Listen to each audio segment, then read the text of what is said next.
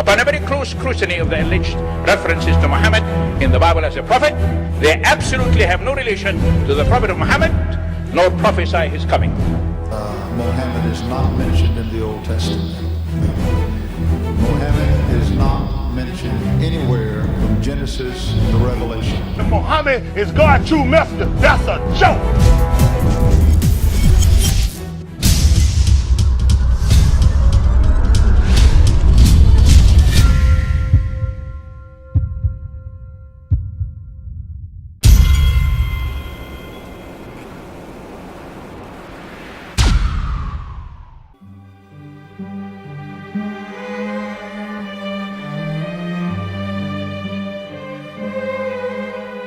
Lo, we inspire thee as we inspired Noah and the prophets after him, as we inspired Abraham and Ishmael and Isaac and Jacob and the tribes, and Jesus and Job and Jonah and Aaron and Solomon, and as we imparted unto David the Psalms.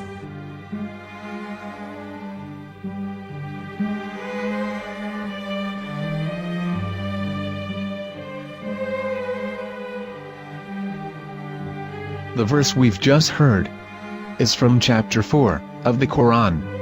In the verse, God is affirming to humanity that Muhammad is indeed the recipient of a divine guidance, just as Noah, Abraham, and the rest of the prophets.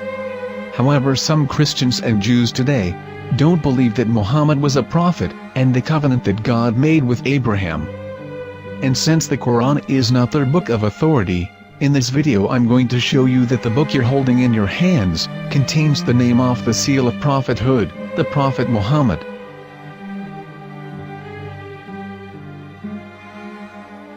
As known, the Old Testament was preserved in the Hebrew language. In the 5th chapter of the Shir Hashirim, which is one of the 5 Megillat or sacred scrolls that are part of the Hebrew Bible, or for short the Song of Solomon, as Christians know it today. That chapter is discussing someone. Jews will say it is discussing Solomon, while Christians will say it is discussing Jesus. Considering this is the Songs of Solomon, it would seem logical that it is discussing Solomon. The verses, describing this mystery man, have the narrator's speech conjugated in the feminine, meaning it is a woman who is describing this man. So it is possible that it is one of Solomon's wives discussing her husband Solomon. However, Christians assert that Jesus is being discussed, and that the chapter is describing a man who was not yet alive at that point. A prophecy.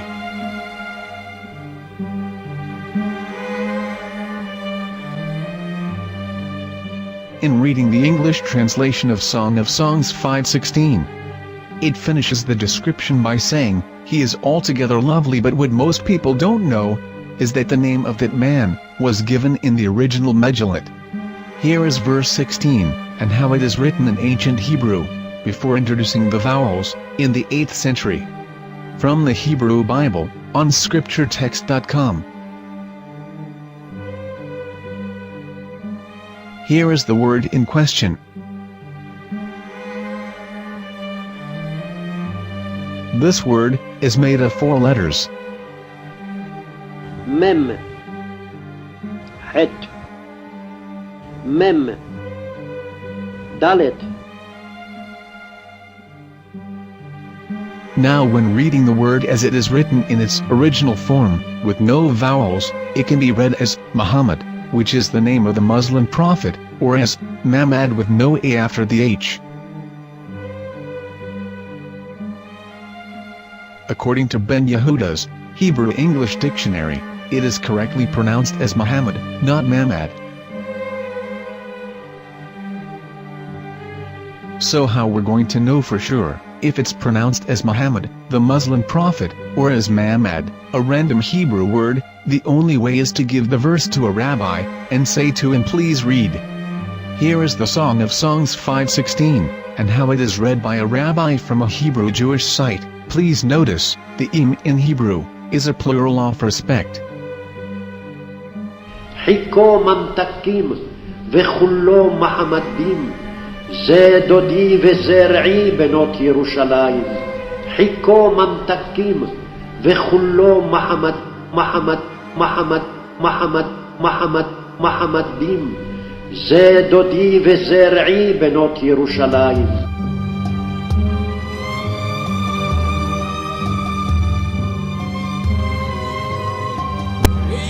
Coming out from the darkness, there are no other gods but God, and Muhammad is his messenger.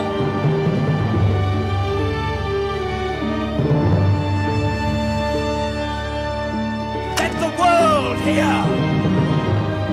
חיכו ממתקים וכולו מחמדים, זה דודי וזה רעי בנות ירושלים.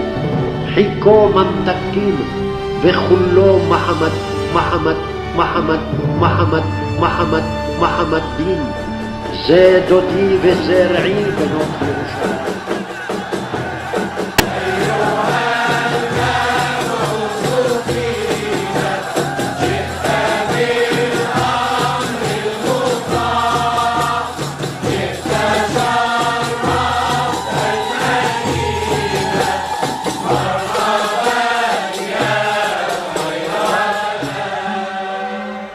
Here is the famous SDL translation tool, which includes a professional human translation as well as an online translation. We're going to copy our Hebrew word of the Song of Songs directly from the Jewish site. It's the same site where you can hear the rabbi reading the verse in Hebrew. All links are in the description, so we're going to copy the word and paste it and ask, please translate. Are they going to translate the meaning of the name of that person? As the Bible translators did. Which is the praised and the lovely one, or are they going to keep the name as it is? Well, see it yourself. Here is the World Lingo Translator. The result is the same. It's Muhammad. You have no right. You have no right to translate names of people. Anybody. Your name should be retained. Mr. Black is Mr. Black, though he's white. You have no right to translate names of people. But they have been doing that. Muhammad they translated as altogether lovely. But the word Muhammad is there in the Hebrew language. The word Muhammad is there in the Hebrew language.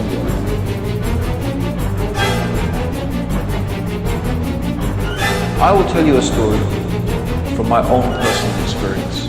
Years ago, I used to spend every Sunday afternoon in a place called Speaker's Corner. And in my years down there, I got to know a Jewish rabbi. He was a very nice man. He used to listen to me, and he was always very polite and talked about Islam in a very nice way. And one day during one of our conversations, after some years, I thought that it was about time I should invite him to Islam.